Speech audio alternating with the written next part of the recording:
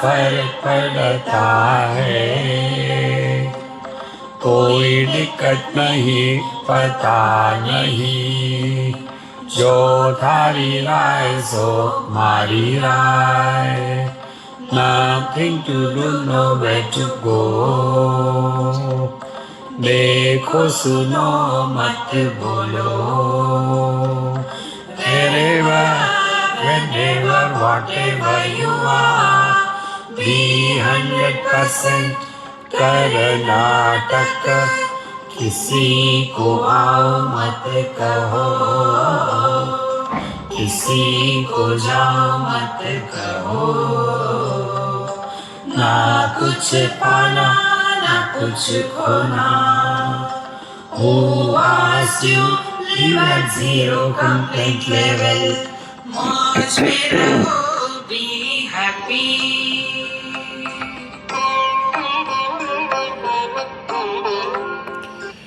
श्री कृष्णा श्री कृष्णा श्री कृष्णा श्री कृष्णा।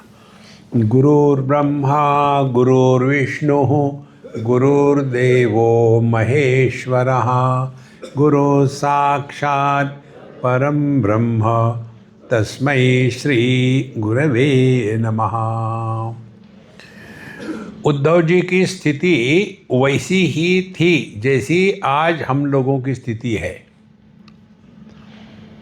अब भगवान कृष्ण तो चले गए, अब मैं क्या करूँगा, यहाँ कैसे जीऊँगा। देखो, बुढ़ापे में जो स्मार्ट होता है वो पहले चले जाता है, जो डम्बो होता है वो पीछे लटकते रहता है। पहले जाने वाला खुश रहता है और दूसरे जाने वाला, माने बाद में जाने वाला, दूसरे की खुशी सत्यानाश कर देता है। देखो, तो उस समय क्या करना चाहिए, ये हमको उद्धव गीता बताती है। तो भगवान ने उद्धव को कहा, अत्रमार मार्गे त्यक्ता युद्धा हेतु ममीश्वरम गृह्यमाणे गुणै लिंगैहि अग्राह्यम अनुमानतः। तो हमको ये स्पष्ट समझना चाहिए, हमारी यूपी की भाषा में अस्पष्ट समझना चाहिए। देखो कि हम अपने अनुभूतियों से सीखें। हम इस चीज़ को 10 बार कह रहे हैं। देखो, जो व्यक्ति अपनी अनुभूतियों से नहीं सीखता उसको भगवान भी कुछ नहीं कर सकते। और इसीलिए क्या हमको अनुभूति से सीखना है। आज तक हम जितने जिए, थोड़ा पीछे मुड़ के देखो। देखो, परीक्ष लोकान कर्मचितान लोकान अनुभवान। अभी तक हमने जो जिए, जो अनुभव हुए, कर्मचितान परीक्षा, उसके परीक्षा करें तो क्या होगा, निर्वेदमायात। अब ये हमने क्या सीखा है आपको बताते हैं। हमारा मन किसी भी वस्तु, व्यक्ति, देश, काल, परिस्थिति, क्रिया, कर्म, इसमें हमेशा उतना ही इंटरेस्टेड नहीं होता जितना पहले समय था। देखो, करना क्या है, सीखना है। यदि हमने ये सीखा तो क्या प्रभाव होगा इसका, हम अपने मन के गुलाम नहीं बनेंगे। अभी क्या हो रहा है, हमारा मन हमको नचा रहा है, ये करना है, वो करना है, ऐसे करना है, वैसे करना है, और इसके कारण हम अपने ही मन के मारे हुए हैं। देखो, जैसे समझो मैं किसी के कारण बोर हो रहा हूँ तो क्या करूँगा, दूर चला जाऊँगा। यदि मैं अपने ही कारण बोर हो रहा हूँ तो जाऊँ कहाँ। एक बार सुबह सुबह एक सज्जन पहुँच गए किसी के घर और उसने पूछा, अरे गुप्ते, इतने सुबह सुबह कैसे आ गया। उसने कहा, क्या करूं यार, मैं बहुत बोर हो रहा था। बोले, कौन आया तुमको बोर करने के लिए। कोई नहीं, मैं अकेला था। और सोचो, जो आदमी अकेला होने से बोर होता है वो कितना सॉलिड बोर होगा। देखो, ये कैसा है मालूम है। एक पेशेंट डॉक्टर के पास गया और कहता है डॉक्टर को कि डॉक्टर साहब, मेरी बड़ी समस्या है, बोले हाँ, मेरे पास आए तो समस्या लेके आओगे, बताओ क्या है। बोले मैं रात को इतने ज़ोर से खर्राटे मारता हूँ कि मेरे ही खर्राटों से मेरी नींद टूट जाती है, अब मैं क्या करूँ। डॉक्टर बोले दूसरे कमरे में जाके सो जा। देखो मनुष्य जो दुखी होता है ना, अपने कारण जितना दुखी होता है अन्य किसी के कारण दुखी नहीं होता। कारण क्या है, हम अपनी अनुभूति उसे सीखते नहीं। ये जो कृपा करो आशीर्वाद करो ये कहने वाले होते हैं ना, ये एकदम यूजलेस होते हैं। जो व्यक्ति अपने पर कृपा नहीं कर सकता दूसरे पर क्या कृपा करेगा। देखो जगत में ऐसे हीन दीन होकर के रहना ये अध्यात्म नहीं है। नहीं तो हमेशा महाराज जी कृपा करो, बस एक लगाव कस के फिर हो जाती है कृपा। लर्न फ्रॉम योर एक्सपीरियंसेस, अपने अनुभवों से सीखो महाराज। इसीलिए यहाँ कहते हैं कि व्यक्ति यदि हम अपने अनुभूतियों से सीखे बुद्धि के द्वारा तो ये समझ में आएगा कि जिसको हमने महत्व दिया था उतना ही महत्व समय के अनुसार खत्म हो जाता है। अब आप में जो वयस्क हस्बैंड वाइफ है, बोलना मत, जोर से मन में ही रखना। एक दूसरे के साथ जो रहते हैं वो प्यार व्यार मैं क्या जानू रे उसके साथ नहीं रहते, एक दूसरे के साथ बुढ़ापे में भी रहते हैं। कारण क्या है, known enemy is easier to deal with the unknown friend. काम चल जाता है, टाइम पास हो जाता है। इसीलिए अपने अनुभूतियों से सीखो। और इसके बारे में अत्र अपि उदाहरन्ति इमं इतिहासं पुरातनम अवधूतस्य संवादम यदोः अमित तेजसः। तो जो यदु महाराज ने एक अवधूत जी को कुछ पूछा था उसके बारे में एक इतिहास, एक कहानी बताते हैं। इतिहास का तात्पर्य क्या है, इति संस्कृत भाषा में फुल स्टॉप नहीं होता।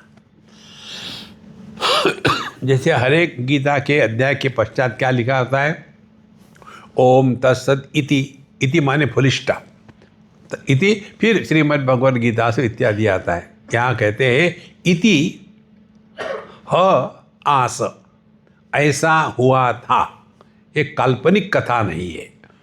तो ये इतिहास बताते हैं अवधूतम द्विजम कश्चित अंतम कुतो अभयम कविंग निरीक्ष तरुणम यदुः प्रपच्च धर्मविद। तो जो यदु महाराज थे उन्होंने ब्राह्मण को पूछा कि आप किस प्रकार से इतने ज्ञानी लगते हो और निर्भय करके दुनिया में घूम रहे हो, कहाँ से आपको ये सब मिला है। अब इसके उत्तर में यदु ने क्या पूछा था, भगवान कृष्ण कहते हैं कि यदु ने पूछा था कि कुतो बुद्धिर्यम ब्रह्मन अकर्तु सुविशारदाः याम आसाद्य भवान लोकहि विद्वांस चरति बालवन्। आप इतने बुद्धिमान हो और बिल्कुल बिना कुछ किए एकदम शांत होकर के इस दुनिया में निर्भय होकर के भ्रमण कर रहे हो और बालक के जैसे जगत में एकदम निरागस रूप से जी रहे हो। और प्रायो धर्म अर्थ कामेषु विवित्सायां च मानवः हेतुर्नैव समीहन्ते आयुषो यशश्रियः। नॉर्मली देखा जाए तो मनुष्य अपने जीवन में अनेक प्रकार की इच्छा रखता है, धर्म अर्थ काम मोक्ष इसके पीछे लगा रहता है। और आपको देखा तो आपकी कोई प्रवृत्ति है ही नहीं। तम तु कल्प कविर दक्ष सुभागो मृत भाषणः न करता नहीं ऐसे किंचित जड़ो मत्त पिशाचवत। और आपको देख के आश्चर्य होता है कि आप तो इतना प्यार से बोलते हो लेकिन आप कुछ भी नहीं कर रहे, एकदम जड़ के जैसे, उन्मत्त के जैसे, पिशाच के जैसे रहते हो। तो ये कैसे संभव है, क्योंकि जनेषु दह्यमानेषु काम लोभ भवाग्निना। दुनिया में लोग जो है काम के अग्नि के द्वारा जल रहे हैं और न तप्य से अग्निना मुक्तः गंगाश्च इव द्विजः। और ये दुनिया में रहते हुए भी जो लोग अग्नि के द्वारा तापे जाते वैसे सुलग रहे हैं, लेकिन आप तो ऐसे खड़े हो जैसे गंगा जी में खड़े हो।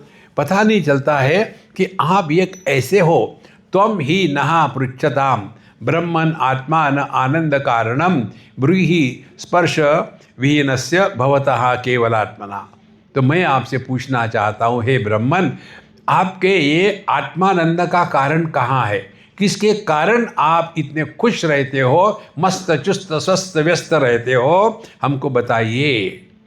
देखो, ये यदु महाराज ने उस अवधूत को पूछा था। अब इसके पश्चात भगवान कृष्ण कहते हैं कि यदुनैव महाभागो ब्रह्मणेन सुमेधसा पृष्ठ समाशिता प्राह प्रश्रय अनंत द्विजः। अब ऐसा जब कहा तो भगवान कृष्ण कहते हैं कि इस प्रकार से जब यदु ने कहा तो ब्राह्मण माने उस ब्रह्मवेत्ता अवधूत ने बोलना शुरू कर दिया। संति में हे हमारे सबके लिए है। हम आपको पहले भी बता चुके हैं, 2 प्रकार की गीता, भगवत गीता जवानों के लिए है, उद्धव गीता हम लोगों के लिए है। देखो, मनुष्य जब बिजी रहता है ना तो मरने की फुर्सत नहीं है, कहाँ बोर होगा। और जब बिजी नहीं रहता तो भगवान मुझे क्यों नहीं उठा लेते, वहाँ तुम परेशान कर, तुम वहीं रहो। देखो, तो यहाँ कहते हैं संति में गुरवो राजन बहवः बुद्धि उपाश्रिता यतो बुद्धि उपादाय मुक्तो हम इह ताम शृणु। हे राजन, मेरे बहुत सारे गुरु हैं। देखो, कल भी आपको बताया था, जो दरिद्री है उनके पास 21 लुंगी और 21 शर्ट, और जो अमीर है उनके पास पूरे के पूरे घर भरा हुआ है। इसी प्रकार से मेरे 2 दर्जन गुरु हैं, 1 नहीं 2 नहीं, 2 दर्जन है, दर्जनों में है। और बुद्धि उपाश्रिता यतः बुद्धिम उपादाय, मैंने उनको देख करके जो ज्ञान प्राप्त किया। देखो, उन्होंने ज्ञान दिया नहीं कहा है, इन्होंने देखा और देख के ज्ञान को प्राप्त किया, वो मैं तुमको बताता हूँ, सुनो। अब वो शुरू कर देते हैं किससे क्या मिला। पहली बात कहते हैं पृथ्वी से क्या मिला।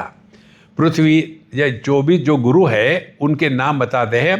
पृथ्वी, वायु, आकाश, जल, अग्नि, चंद्रमा, सूर्य, कबूतर, अजगर, समुद्र, पतंग, भौरा, मधुमक्खी, हाथी और शहद निकालने वाला, हरिण, मछली, पिंगला, वेश्या, कुकर पक्षी, बालक, कुंवारी कन्या, बाण बनाने वाला, सर्प, मकड़ी और भृंगी कीट।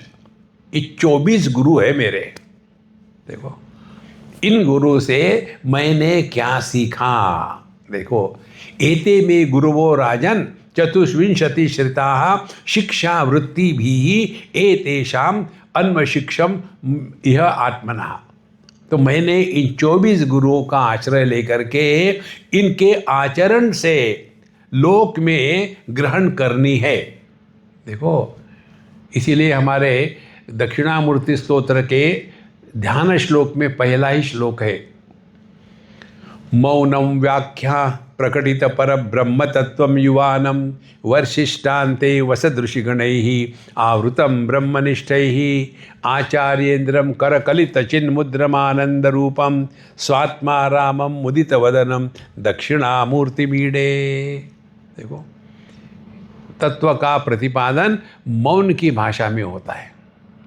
देखो, एक बार हम कहीं थे और किसी लड़की ने, कॉलेज की लड़की थी, एक हमारी पुस्तक खरीद ली। बोले स्वामी जी मुझे इस पर कुछ मैसेज लिख दीजिए। हमने इसमें क्या मसाज लिखा है, वही पढ़ो और क्या है। नहीं नहीं नहीं नहीं, मेरे लिए कुछ मैसेज लिख दीजिए, मेरे लिए स्पेशल मैसेज। अब मैंने उसमें लिख दिया, if you can understand my silence then only you will understand my words. Swami ji समझ में नहीं आ रहा, मैंने एक झापड़ लगाऊंगा, अब समझ में नहीं आ रहा।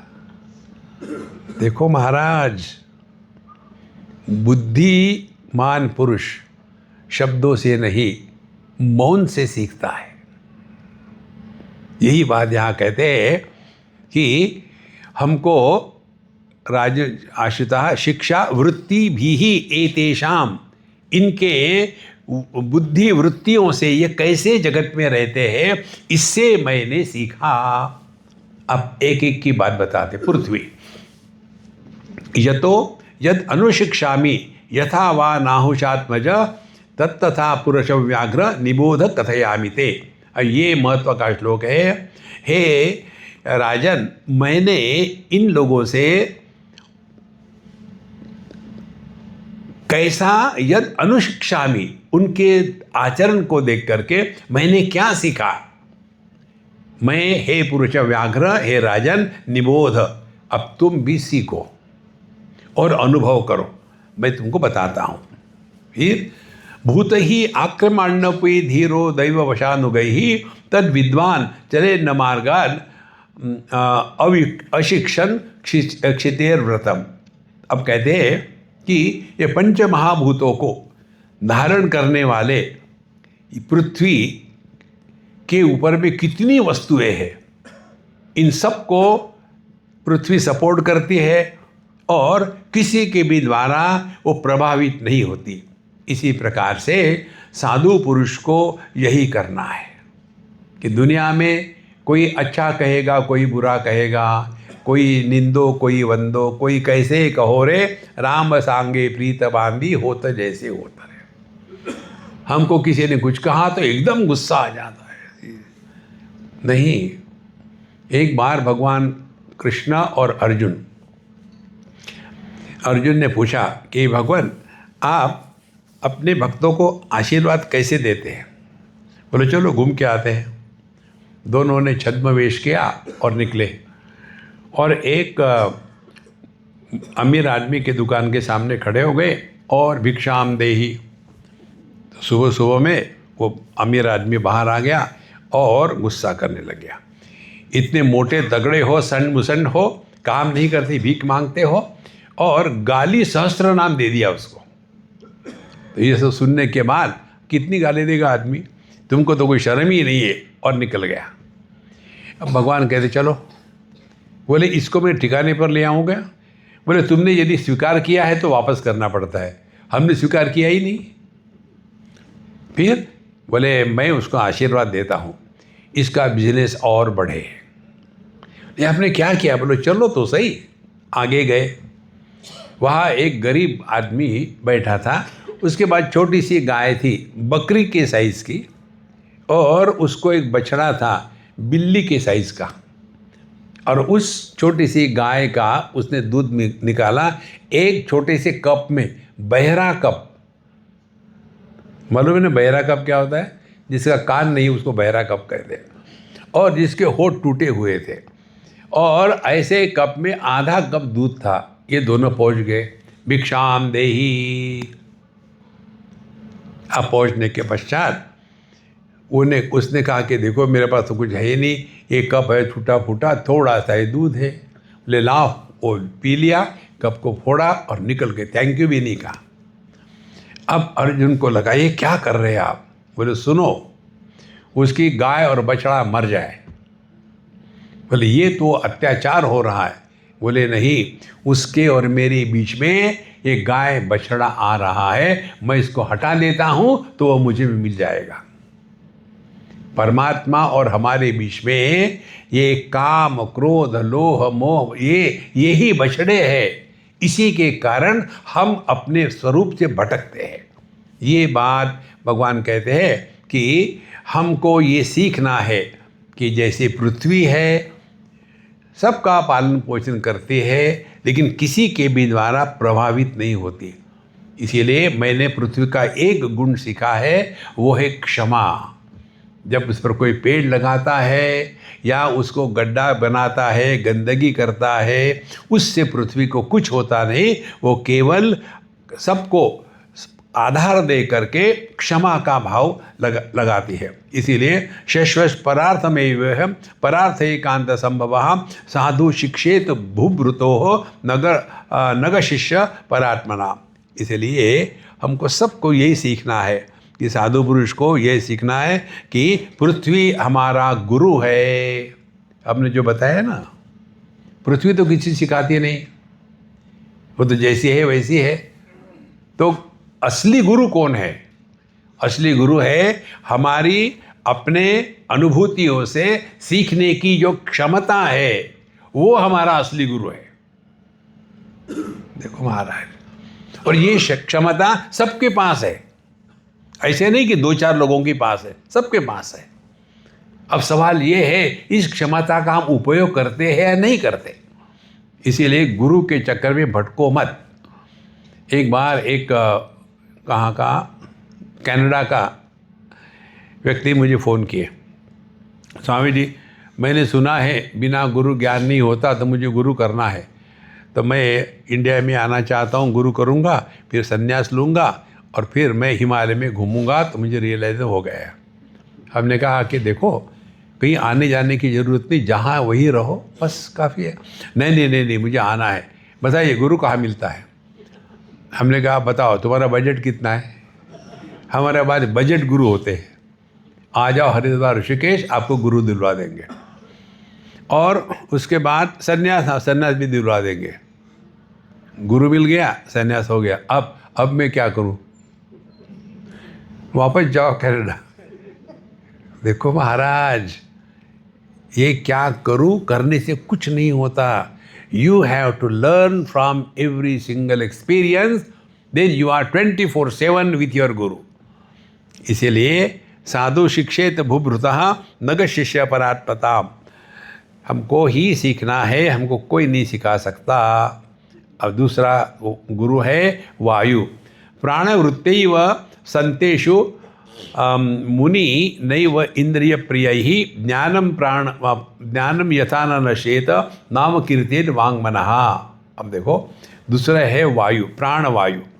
यह जो बाहर की वायु है, यही हमारे शरीर में प्रवेश करके प्राण के रूप में प्रकट होती है। लेकिन इसके द्वारा हमारे मन को सबको शक्ति दे रही है, लेकिन यह शक्ति हम अनावश्यक बातों में नष्ट कर देते हैं। अनावश्यक बोलना, अनावश्यक कर्म। तो यह वायु से क्या सीखना है? वायु घूमती है जहाँ जाना है, लेकिन किसी को साथ में नहीं ले जाती। देखो यदि मछली के मार्केट से वायु गई तो थोड़े समय के लिए सुगंध और दुर्गंध होगी, फिर निकल जाएगी। इसी प्रकार से इस दुनिया में ऐसे रहो, वायु के जैसे रहे, थोड़ी समय तक निकल जाओ, कहीं चिपको मत। ये बहुत महत्व की बात है। देखो इसीलिए शत्रु मित्रे पुत्रे बंधो माँ कुरु यत्नम विग्रह संधो। इस दुनिया में ऐसे रहो, दोस्त दुश्मन निर्माण न करे। यदि दोस्त दुश्मन निर्माण करेंगे तो हम दोनों के द्वारा परेशान होंगे। सो ज्ञानम न नश्येत नावकिर्येत वाङ्मनः। और यदि हम बाहर के रहने वाले आयु से सीखना चाहेंगे तो वायु किसी भी स्थान में जाना पड़े तो जाता है, लेकिन कहीं आसक्त नहीं होता। और अंदर के वायु को देखे तो वो सबको आधार देता है, लेकिन किसी गुण दोष के द्वारा वो प्रभावित नहीं होता। विशेषु आविषयोगी नाना धर्मेषु सर्वतः गुण दोष व्यपेत आत्मा न विसज्जेत वायुवत। इसलिए दुनिया में हर चीज़ होती है, अच्छा बुरा गुण दोष ये सब होंगे ही, लेकिन हमको किसी में चिपकना नहीं है, वायु जैसे रहो। देखो पार्थिवेषु देहेषु प्रविष्ट तद्गुणाश्रयः गुणैर्न युज्येत योगी गंधीर्वायु इवात्मरुक्। तो यह जो वायु है ये देह में प्रवेश करता है, लेकिन अपने को कभी देह नहीं मानता। इसी प्रकार से हम ये शरीर में भले हो, लेकिन अपने आप को देह न माने। ये मैंने वायु से सीखा है। अब देखो एक एक बात यदि हम करें इसकी आप घर जाके एक हर एक ने, अब आप करोगे नहीं मुझे मालूम है, फिर भी मैं बता रहा हूँ अपने लिए। 24 गुरुओं के नाम लिख लो और इस गुरु से हमको क्या सीखना है। होमवर्क।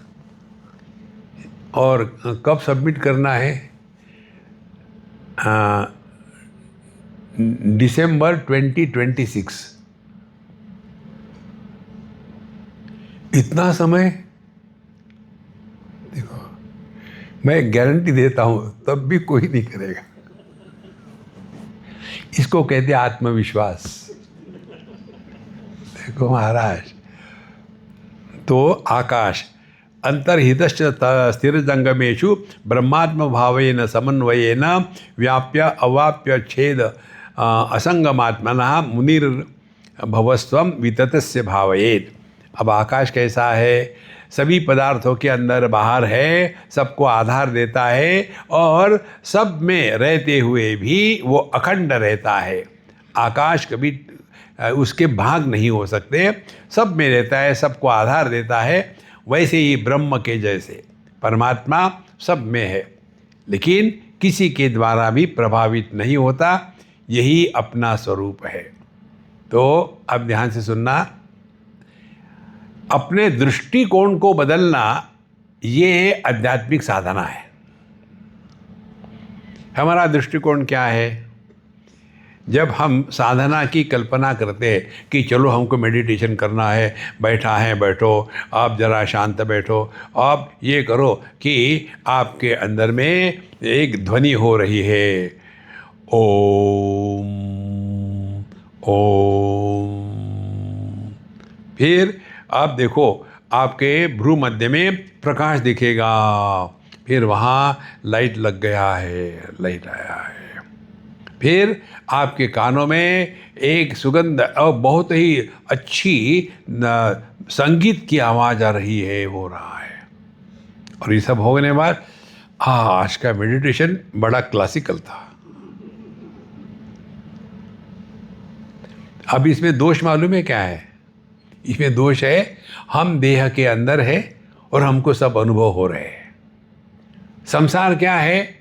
जब तक के इनसाइड आउटसाइड, अंदर बाहर, ये भ्रांति को हम सत्य समझते हैं, तब तक के संसार का बंधन छूटेगा नहीं। देखो, जहां अंदर बाहर इस कल्पना का त्याग हो जाता है, उस अनुभूति को परमानंद कहते हैं। और ये हर एक के जीवन में होती है, हर रोज। जब हम सुषुप्ति अवस्था में होते हैं तब हम देह के अंदर है कि बाहर है। देखो, ध्यान से सुनना, इस तत्व को सूक्ष्मता से ग्रहण करना है।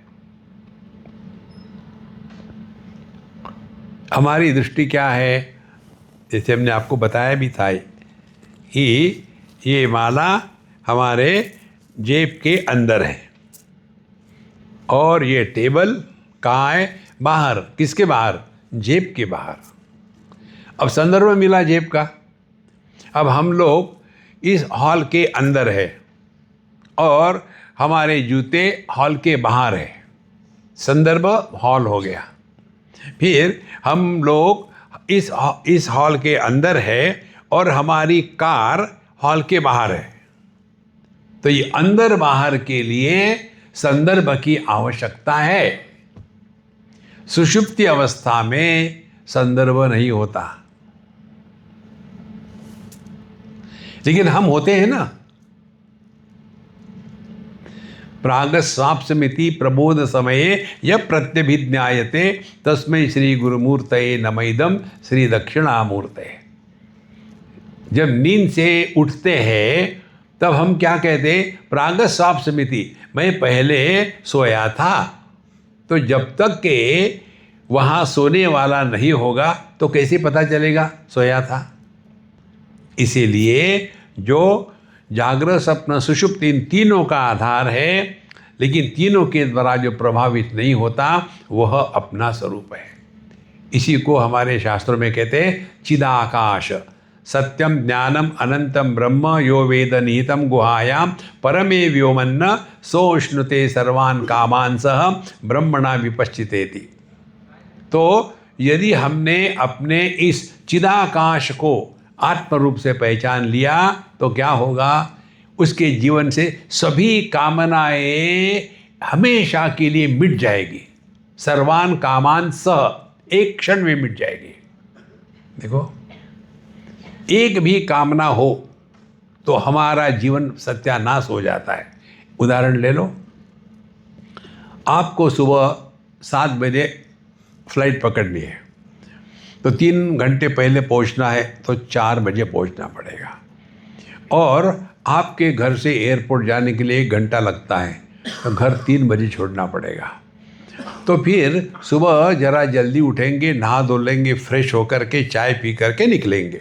तो इसीलिए 2 बजे उठना पड़ेगा। 2 बजे उठना है तो शाम को ज़रा जल्दी खाना खा के सो जाएंगे तो जल्दी उठ जाएंगे। तो आप 7 बजे 6 बजे खाना खा लेते हो और सो जाते हो। सोने के बाद 2 बजे तक के 2350 बार घड़ी देखोगे। एक इच्छा, आपको फ्लाइट पकड़नी है। पूरी रात खराब कर दी ना।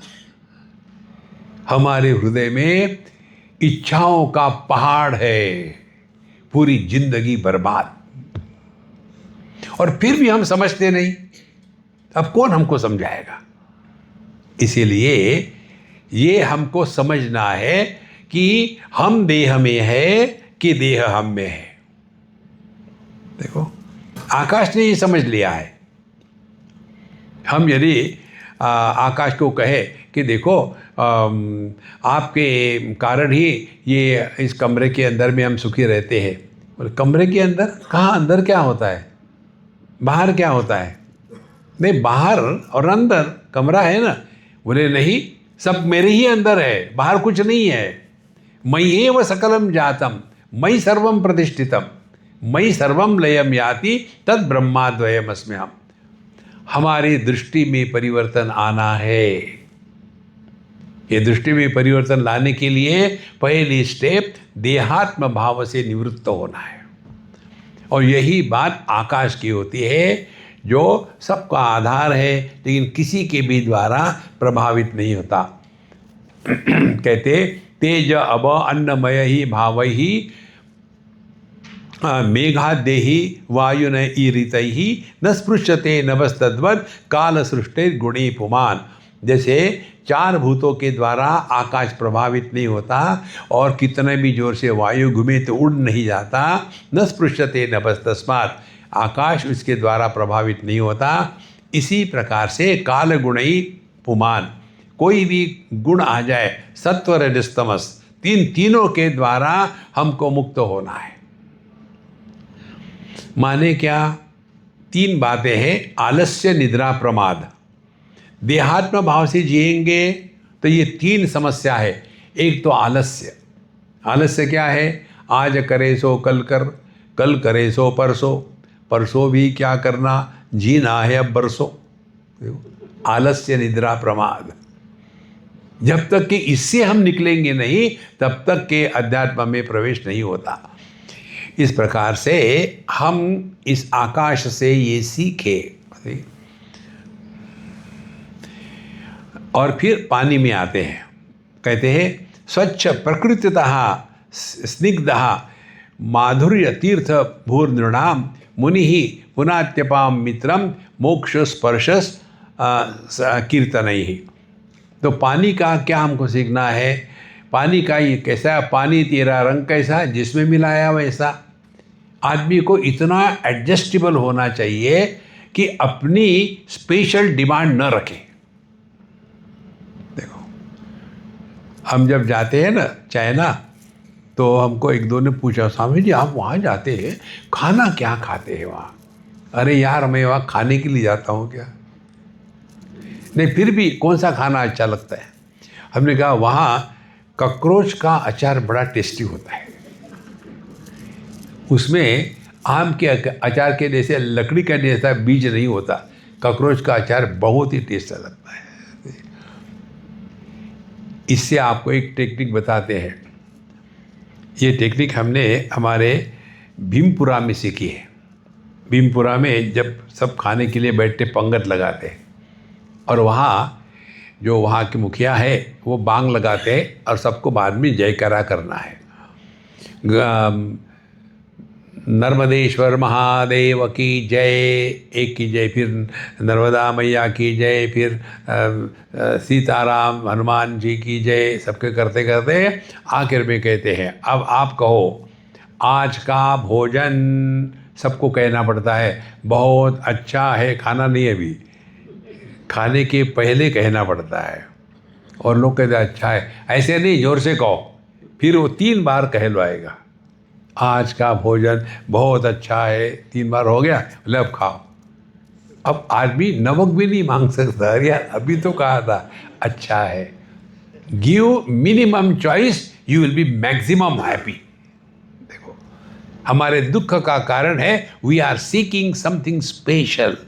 संतो ये हमारा सिद्धांत तो पकड़ लो आप। अध्यात्म माने विशेषता युक्त रहना नहीं। सत्य क्या है, परमात्मा क्या है, निर्विशेष सत्ता। सब विशेषता को हटा दो।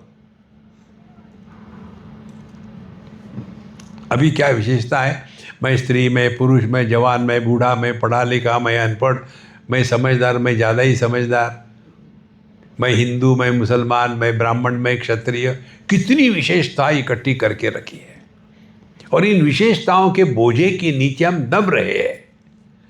इसीलिए कैसे जिए, कर्नाटक नाटक करो, जहाँ जो करना योग्य है वो करे, लेकिन उसमें फंसे नहीं। इस प्रकार से जल से हमने ये सीखा है कि ये हमेशा किसी की भी प्यास हो बुझा देता है। इसी प्रकार से हमारे लिए कोई दोस्त दुश्मन अपना पराया न रहे, सबके साथ प्रेम से रही, यही हमने पानी से सीखा है। अग्नि से तेजस्वी तपसा दीप्ता दुर्धर्षोदर भाजनः सर्वभक्षोपयुक्तात्मा ना दत्ते मल अग्निवत।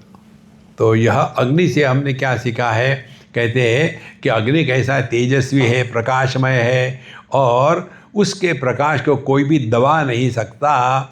और वह सबसे महत्व की बात है, संग्रह परिग्रह नहीं कहता। देखो अग्नि को अनल कहते हैं, अलम माने इनफ, अनल माने कितना भी दो अग्नि को, वो नहीं कहता कि बस हो गया देती जाओ, लेकिन वो किसी को पकड़ के नहीं रखता। इसी प्रकार से हमको जगत में किसी प्रकार से आसक्त होकर के नहीं रहना। सर्वभक्षोपि युक्त आत्मा, सबका वो भक्षण कर लेता है, लेकिन अग्नि अपने स्वरूप को कभी त्यागता नहीं, जैसा का वैसा ही रहता है। कच्ची छिन्न क्वचि स्पष्ट उपास्य श्रेय इच्छताम भुंक्ते सर्वत्र दातॄणाम दहन प्राग उत्तराशुभाम स्वमायया सृष्टमिदम सदसरलक्षणम विभु प्रविष्ट ईयते न तत्वर रूपो अग्नि इवादसी।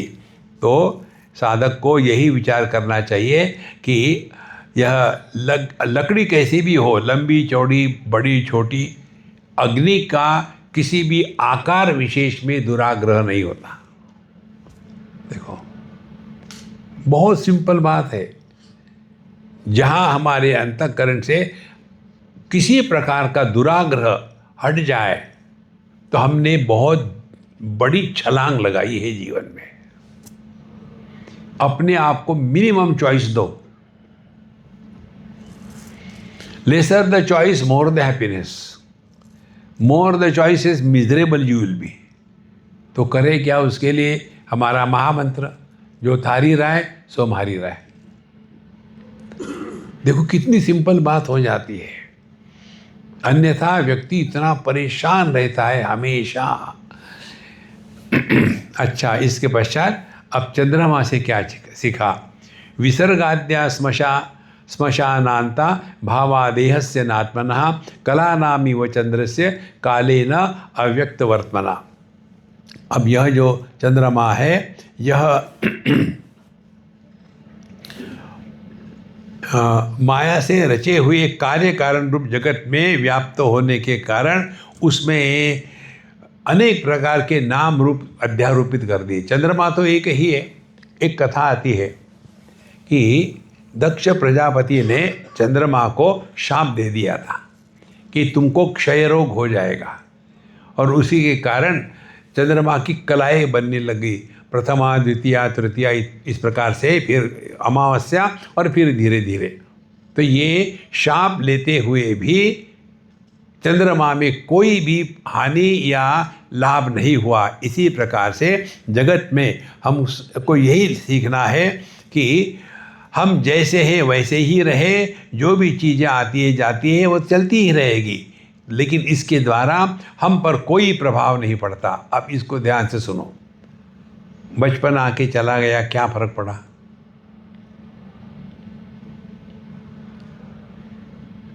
आप इस समय शांति का श्रवण करो।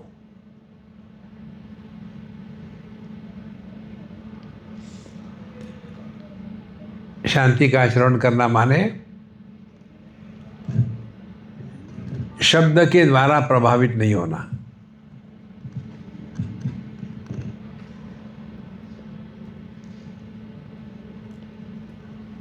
तो जैसे चंद्रमा कलाओं के द्वारा प्रभावित नहीं होता,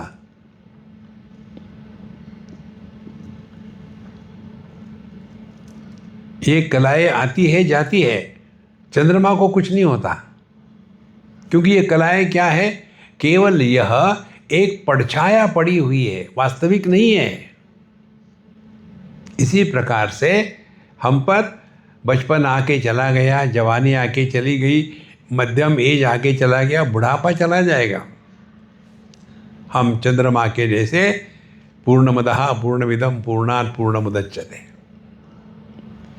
उधर यदि हमारा ध्यान रहा और यदि हमने ध्यान से सुनना, सत्संग किया है वेदांत का, मैं दूसरे सत्संग की बात नहीं कर रहा हूँ, वेदांत का सत्संग किया है, तो आपके मन में किसी के भी मृत्यु की खबर सुनने के बाद अपने मृत्यु की कल्पना तक नहीं आएगी।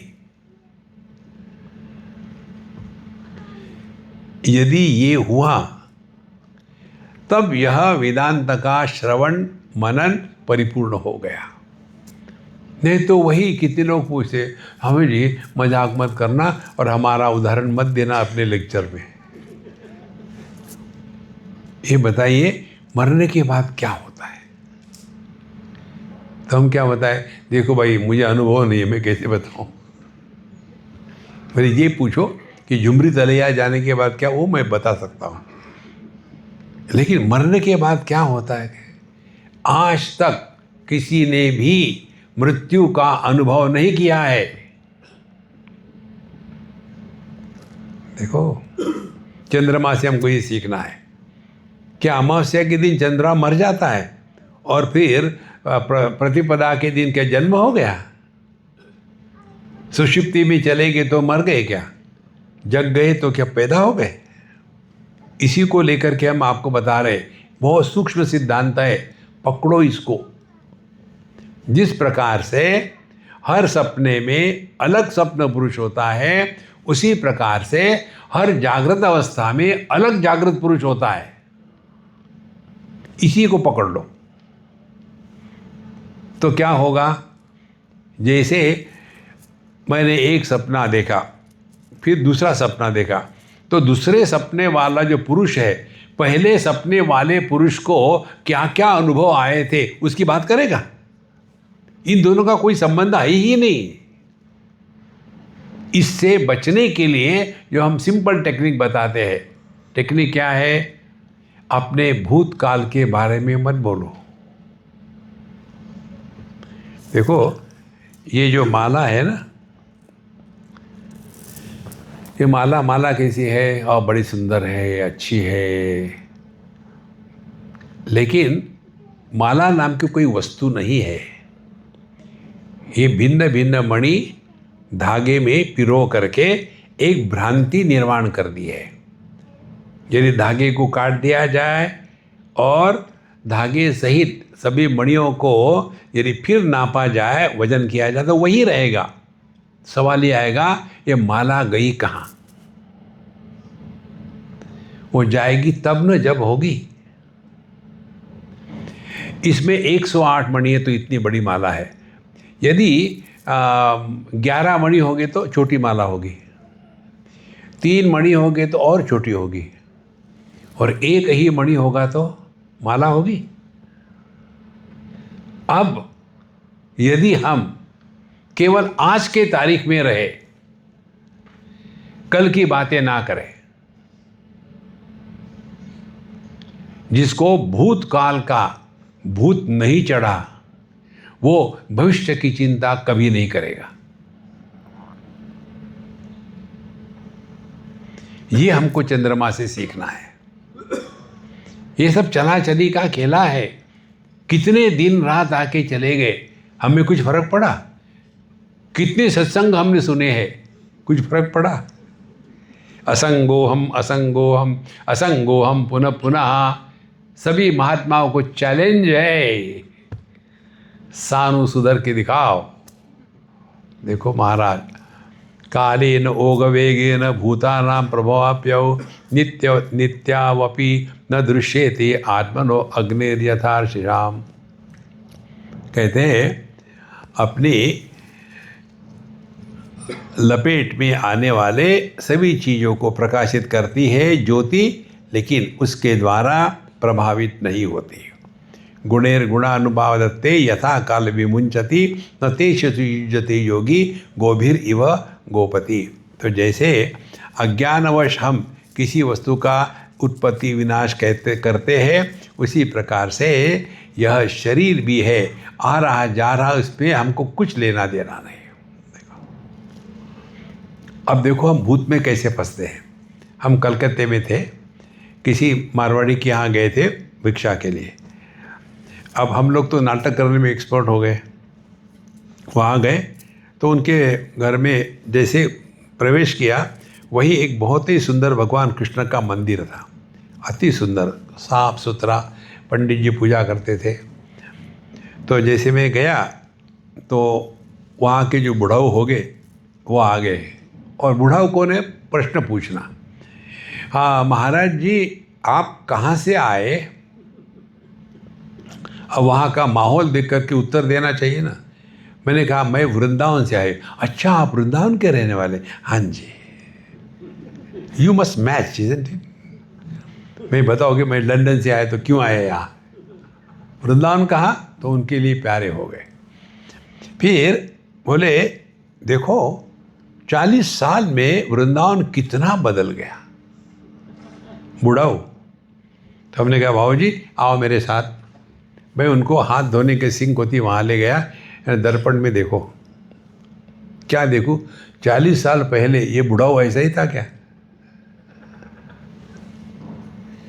देखो हे दुनिया बदल रही, ये तो हम कहते हैं, लेकिन ये हमारा देह ये भी बदल रहा है।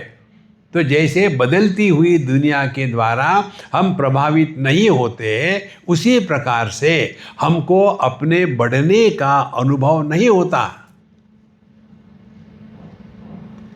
देखो संतो, करना कुछ नहीं है, अध्यात्म में अपनी अनुभूतियों से सीखना है। तो ना तो जन्म का अनुभव है, ना बढ़ने का है, ना मरने का है, ना अभाव का है। नित्योपलब्धि स्वरूपोहम आत्मा, ये अपना स्वरूप है।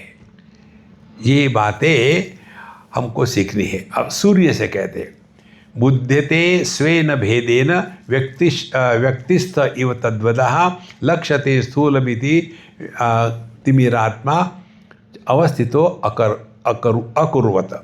तो कहते यहाँ यह बुध्यते न स्वभेदेन व्यक्तिस्थ इव तद्गतः, सूर्य और उसका प्रकाश किसी में भेद नहीं करता कि ये अच्छा है बुरा है, सबको प्रकाशित करता है। अब ये सूर्य का जो स्वरूप है वही अपना स्वरूप है। जैसे आंखें सभी रूप रंग को देखती प्रकाशित करती है, किसी के द्वारा प्रभावित नहीं होती, भेद नहीं करती। ये दूसरा सिद्धांत पकड़ लो आप अध्यात्म की साधना का।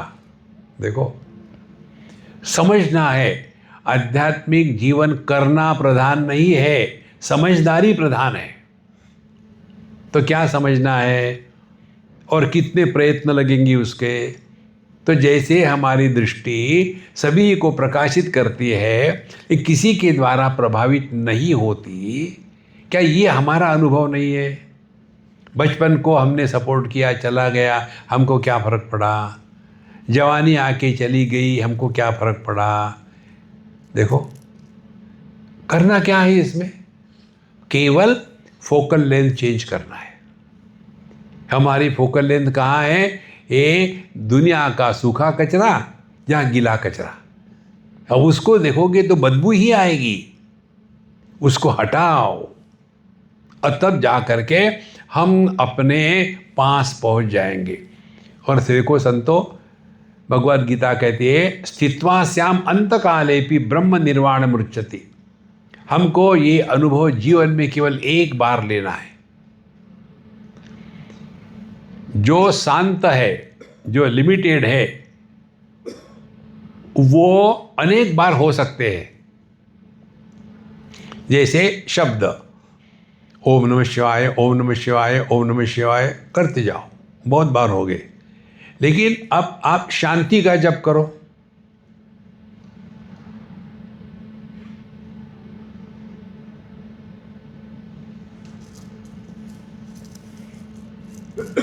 You cannot repeat silence.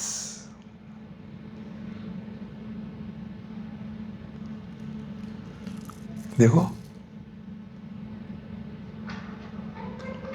इस क्षण आप स्त्री हो या पुरुष, जवान या बूढ़े, पुणे में कि मुंबई में, पढ़े लिखे या अनपढ़, सास या बहू, कुछ नहीं।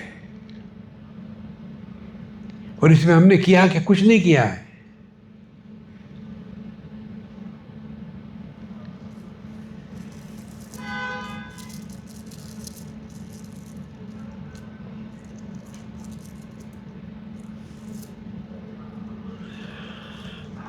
जैसे सूर्य सबको प्रकाशित करता है, उसके सिवा कुछ देखा ही नहीं जा सकता, लेकिन किसी भी उपाधि के कारण सूर्य पर कोई प्रभाव नहीं पड़ता।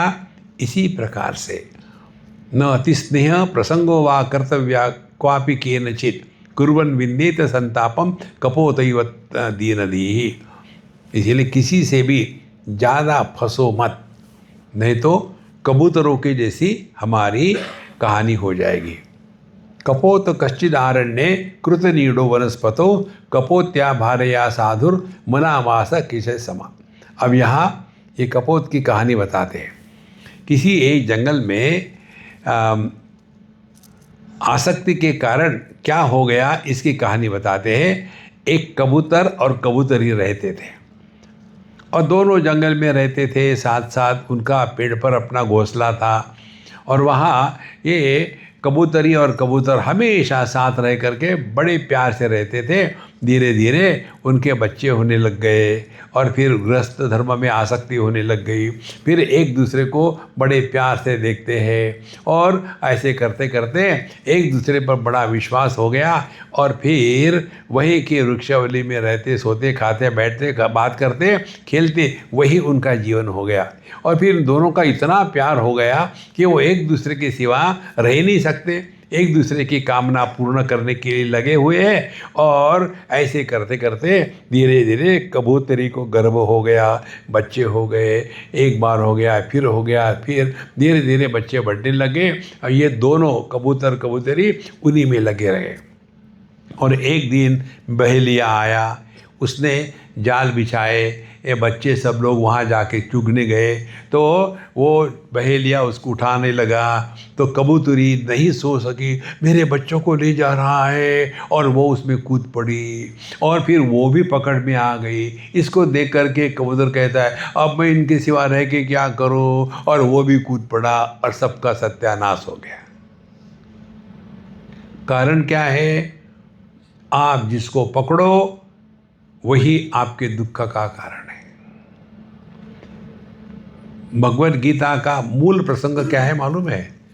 भगवद गीता का युद्ध दुश्मनों के बीच में नहीं था। भगवद गीता का युद्ध अपनों के बीच में था। मनुष्य अपनों के कारण जितना दुखी होता है उतना दुश्मनों के कारण दुखी नहीं होता। अपने भारत की कथा ले लो, हम दूसरे देश पाकिस्तान बांग्लादेश के कारण जितना दुखी नहीं होते उतना भारत में रहने वाले गद्दारों के कारण दुखी होते हैं। देखो संतो, हम दूसरों के कारण दुखी हो ही नहीं सकते, अपनों के ही कारण दुखी होते। और अपने कौन है? कोई नहीं अपना। देखो, जिसको जिसको आपने अपना करके पकड़ के रखा है ना, वही हमारे दुख का कारण बनता है। तो क्या करे? कर्नाटक नाटक करो। पंचदशी में ये बड़ा सुंदर विचार आता है। मुख्यात्मा हमारा स्वरूप है, देह के साथ तादात्म्य मिथ्यात्मा, उसके बाद व्यावहारिक आत्मा, फिर हम कुछ बन जाते हैं और फिर वही परमात्मा स्वप्न में स्वप्न पुरुष बनता है। सपना जब चल रहा है तो वो सॉलिड सपना है, हमको नहीं लगता कि ये सपना है, जागृत तुल्य होता है। और जब सपना टूट गया तो ये जो व्यावहारिक पुरुष है उसकी क्या धारणा रहती? छोड़ो यार, सपना था। अब और सूक्ष्म व्यावहारिक पुरुष है, जगत में चल रहा है, जब तक के सपना सुंदर है सपना टूटता नहीं, उसमें कोई एक्सीडेंट हो गया तब सपना टूटता है। वैसे ही ये जो जागृत सपना चल रहा है, जब तक बढ़िया चल रहा है टूटेगा नहीं। एक दिन ऐसा झटका लगता है, ये कभी अपेक्षा नहीं करी थी, ये ऐसा करेगी, ये ऐसा करेगा, और ये सपना टूट गया। और फिर आदमी फ्रस्ट्रेट हो गया और फिर क्या करे? सत्संग को चले। देखो, और सत्संग में आकर के धीरे धीरे आदमी को पता चलता है कि जो दुखी हो रहा है वो कहीं नहीं है। फिर वो अंतर्मुखी हो गया। इसको कहते हैं यह पारमार्थिक जीव। तो पारमार्थिक जीव होना माने जो हमने अपने आप को कुछ बना के रखा था उससे मुक्त होना, और अब हमारा ध्यान है इसी जीवन में देह से हमेशा के लिए छुट्टी पानी है। देखो, ये जब होगा, माने जब स्वप्न का एक्सीडेंट होगा तभी स्वप्न टूटता है। इसी प्रकार से ये जागृत अवस्था में एक आध घटना ऐसी होती है कि जिसके द्वारा हम अपने जीवन के बारे में फिर विचार करना शुरू करते हैं।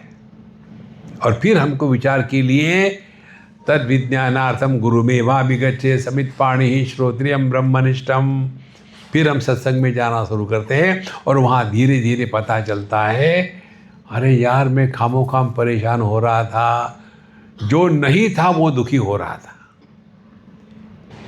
देखो, ये पति पत्नी भाई बहन माँ बाप सास ससुर कहाँ है? ये जो नहीं है उसको आप कैसे सुधारोगे? भगवान राम के जीवन की बचपन की एक कहानी आती है कि एक बार वो जिद कर बैठे। उनके जीवन के ऐसे प्रसंग बहुत कम है। वो गंभीरानंद थे, हमारे कन्हैयालाल ने सबको परेशान कर दिया था। तो उन्होंने एक बार जिद कर ली कि वहाँ घर में ही के पानी होगा, उसमें चंद्रमा का प्रतिबिंब पड़ा था। बोले मुझे वो प्रतिबिंब निकाल के दो। अब वो प्रतिबिंब दिखता है, इसको आप कैसे निकालोगे? इसी प्रकार से पत्नी रूपी दर्पण में आदमी का जो प्रतिबिंब है वो है पति। अब इस पति को कैसे सुधारा जा सकता है?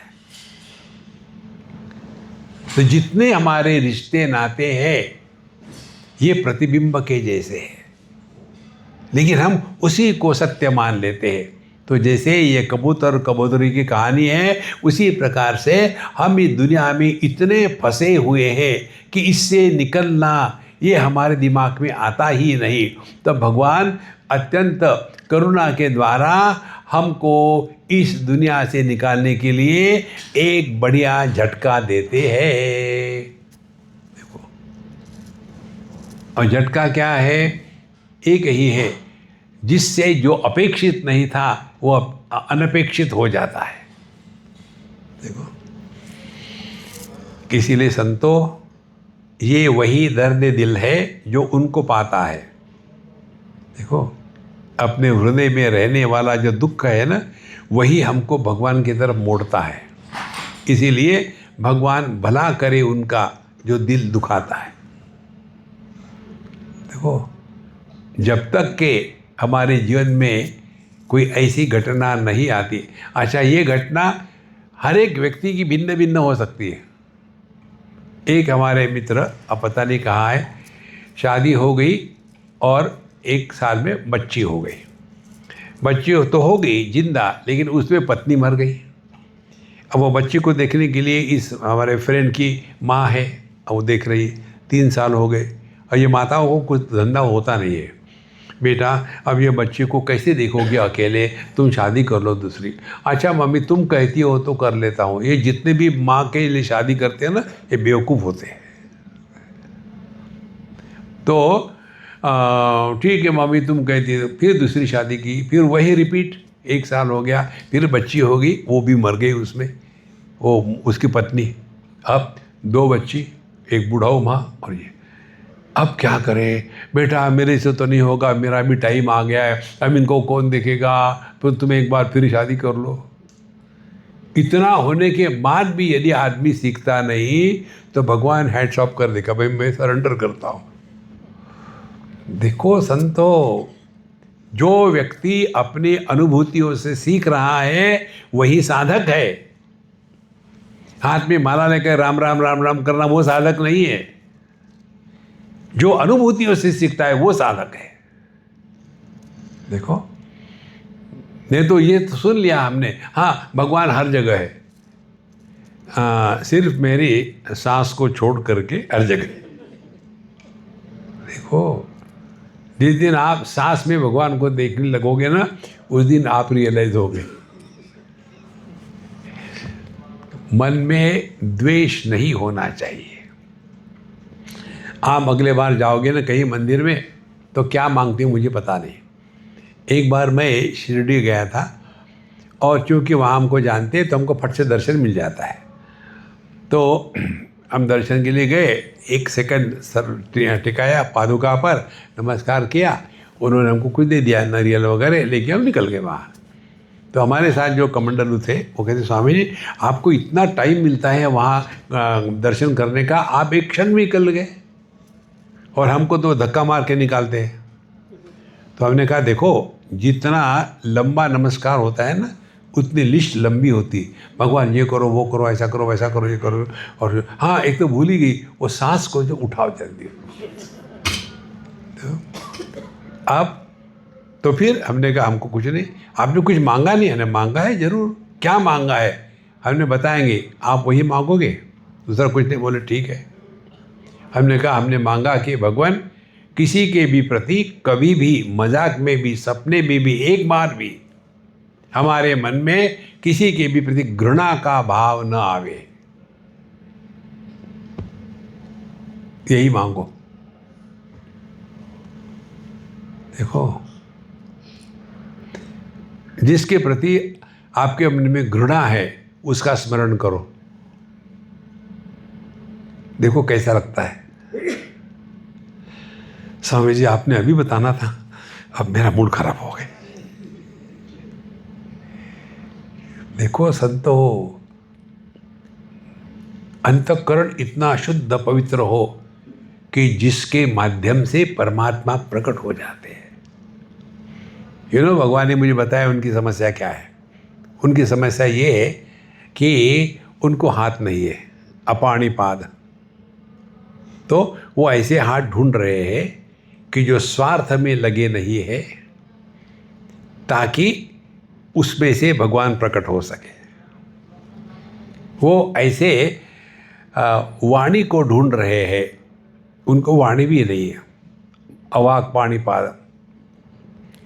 तो ऐसी वाणी जो आत्मा स्तुति और पर निंदा में लगी नहीं है, ऐसी वाणी वो ढूंढ रहे हैं। वो ऐसा मन ढूंढ रहे हैं कि जिसमें द्वैत की दुर्गंध और राग द्वेष का साम्राज्य नहीं है। ऐसे मन से परमात्मा प्रकट होते हैं। हमको मनुष्य रूप में बनाने का भगवान का यही एकमात्र प्रयोजन है कि उनको प्रकट होना है।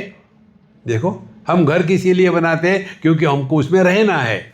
इसी प्रकार से ऐतरेय उपनिषद में आता है, भगवान ने सब प्रकार के प्राणी बनाए लेकिन उनको अभी मज़ा नहीं आया, तो भगवान परेशान हो गए, क्या करूं क्या करूं। अब कल्पना करो, ब्रह्मा जी दुनिया को निर्माण कर रहे हैं और सबको बनाया, और फिर भी वो परेशान। अब एक सर की परेशानी हमको पता है, ब्रह्मा जी की 4 सरों की परेशानी, क्या करूं क्या करूं। इधर का हाथ दबा दिए थे, कहते हैं ब्रह्माणी आई, ए जी क्या कर रहे हो, परेशान दिख रहे हो। बोले हाँ, मैंने दुनिया तो बनाई लेकिन अभी तसल्ली नहीं हुई, मज़ा नहीं आया कि बढ़िया बन गई दुनिया, पता नहीं मैं क्या बनाऊं। बोले मैं बताऊं? तो अब तुम मुझे सिखाओगी? तो ब्रह्माणी ने कहा कि देखो, बन घड़ी भी दिन में 2 टाइम ठीक टाइम देती है। मैं तो तुम्हारी पत्नी हूँ, हाँ बताओ क्या करें, क्या बनाऊं? बोले अपने ही जैसा किसी को बनाओ, लेकिन 1 सर काफ़ी है, तुम्हारे 4 सर से सीसीटीवी लगता है।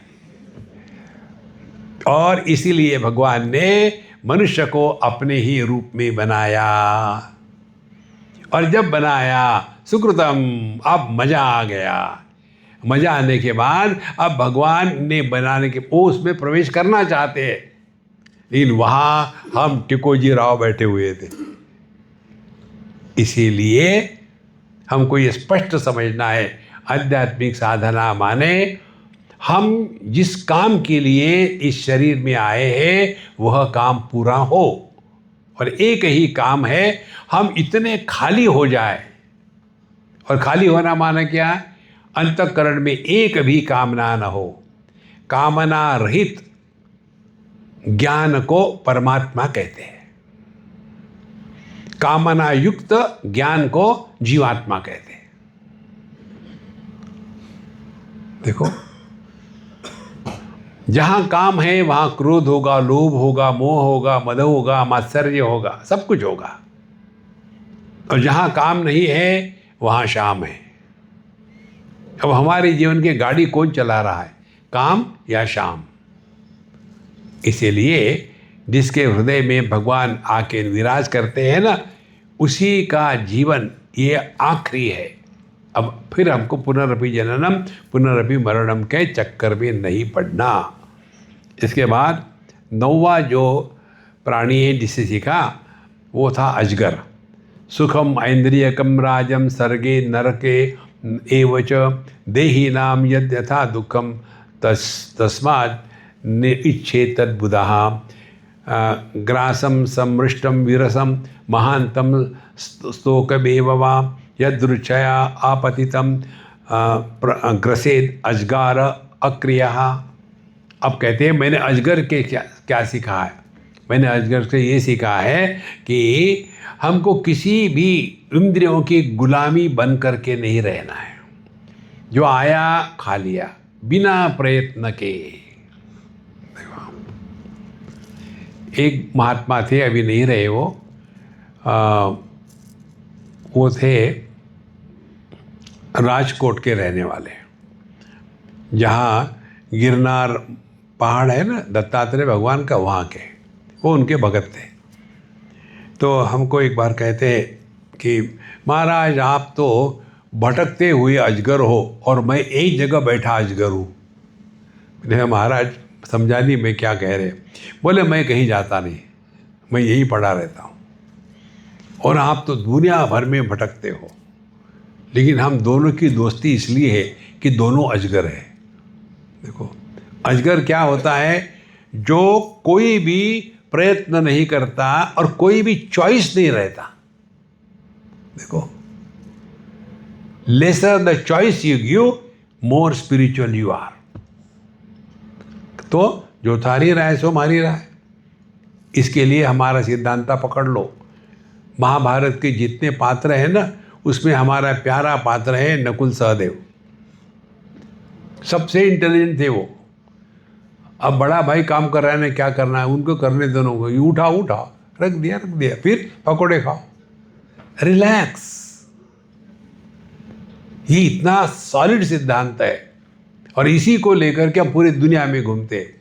जैसे आपके पूना में आए तो हमारे डॉक्टर साहब, अब वो परेशान है, यहाँ माइक ठीक नहीं, वहाँ वो ठीक नहीं है। अच्छा करो फिर, हम तो रिलैक्स है। नहीं है तो नहीं है, क्या फ़र्क पड़ता है। धीरे धीरे आपको ये समझ आएगी कि हमको किसी का फॉलोअर बनना है, गुरु मत बनो।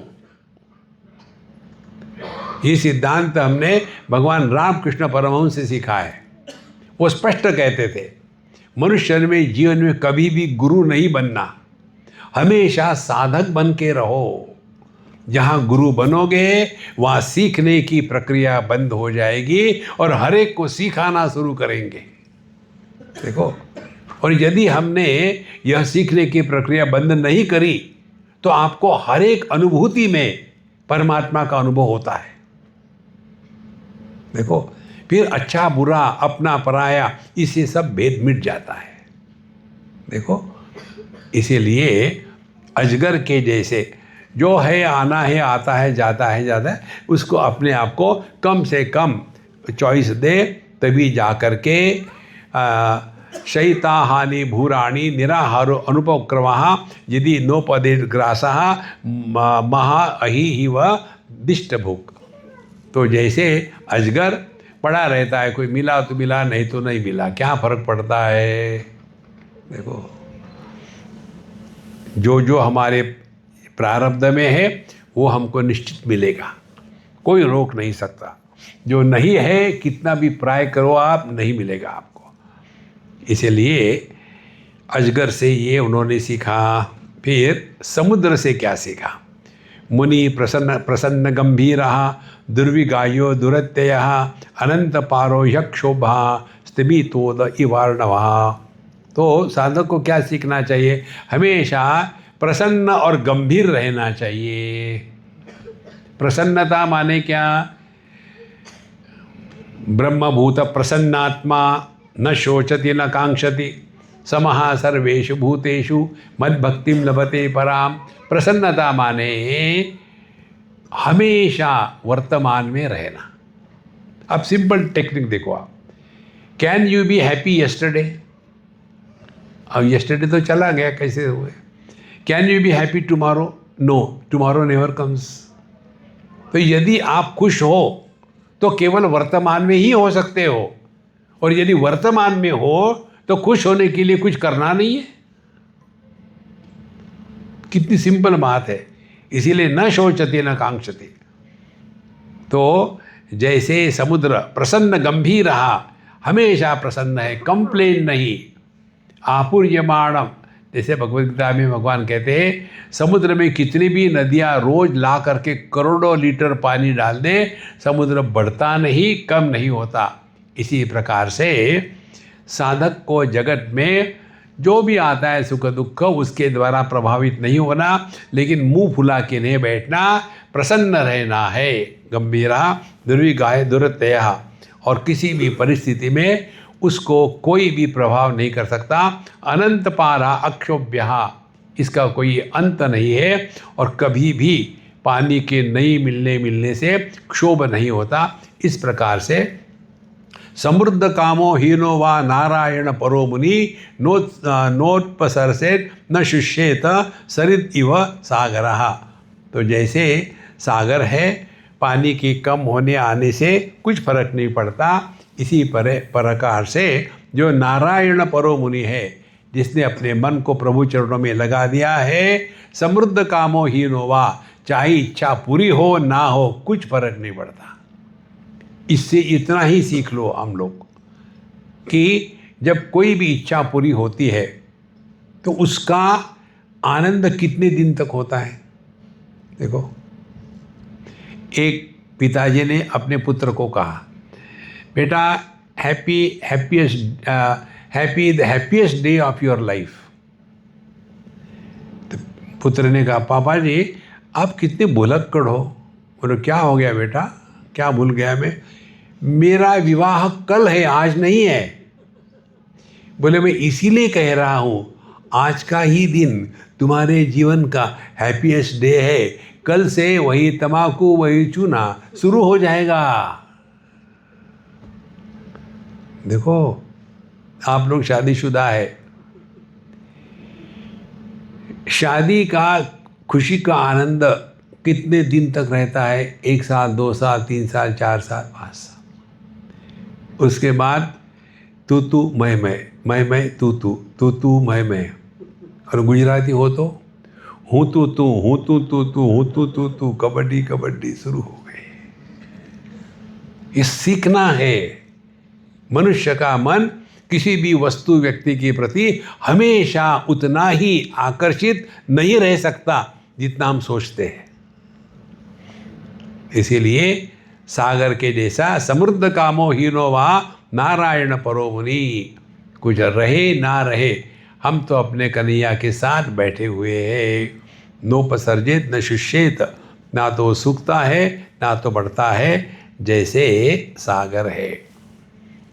अब पतंग जो होता है उसके कहते हैं, दृष्ट्वा स्त्रियम देव मायाम तद्भावई विजितेन्द्रियः प्रलोभितः पत्यदधा तमसी अग्नौ पतंगवत।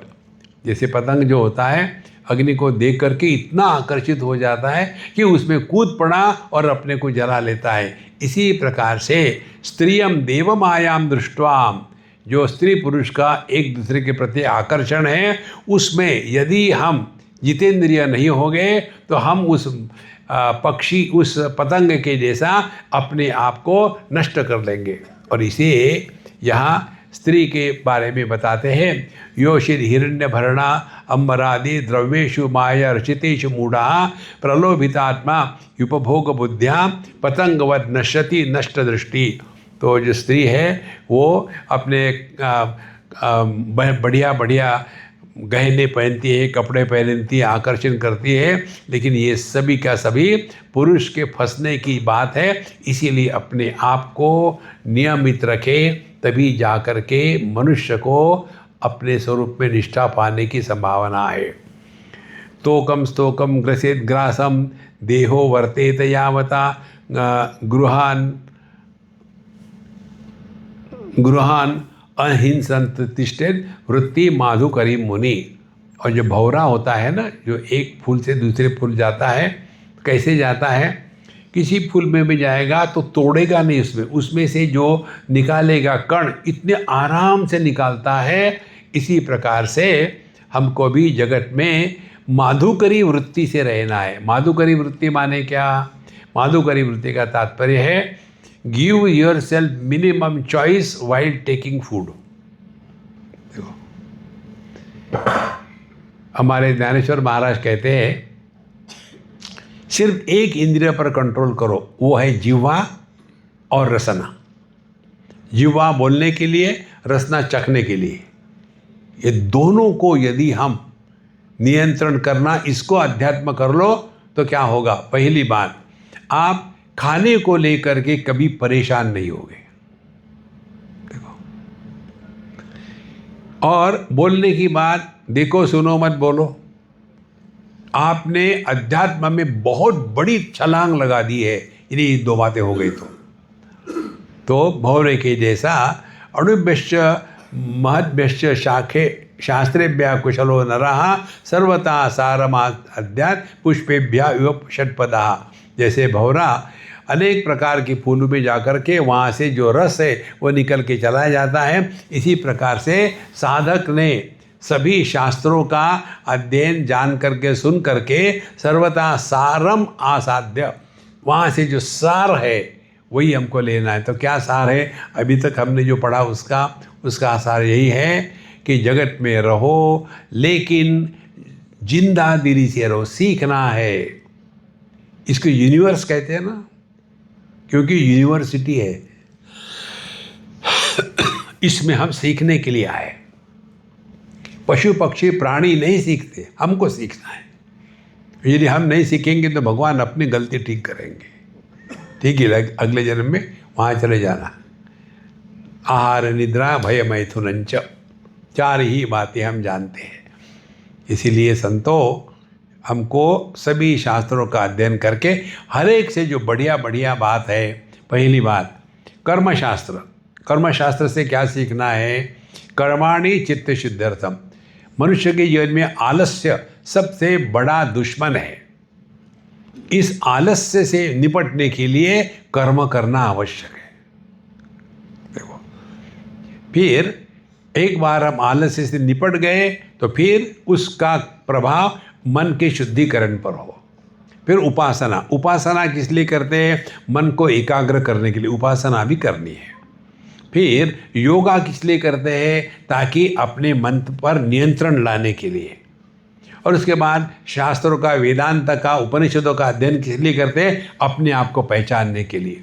तो ये चारों एक दूसरे के सपोर्ट है, एक दूसरे के दुश्मन नहीं है। ऐसा समझ करके सभी शास्त्रों का सार अपने जीवन में ले आवे। जैसे षटपद या भौरा जाकर के सभी पुष्पों से उसका सार ग्रहण करता है। अब उसके पश्चात की बात हम कल देखेंगे। ओम पूर्णमदः पूर्णमिदं पूर्णात् पूर्णमुदच्यते पूर्णस्य पूर्णमादाय पूर्णमेवावशिष्यते। ओम शांति शांति शांति। हरि ओम। श्री गुरुभ्यो नमः। हरि ओम।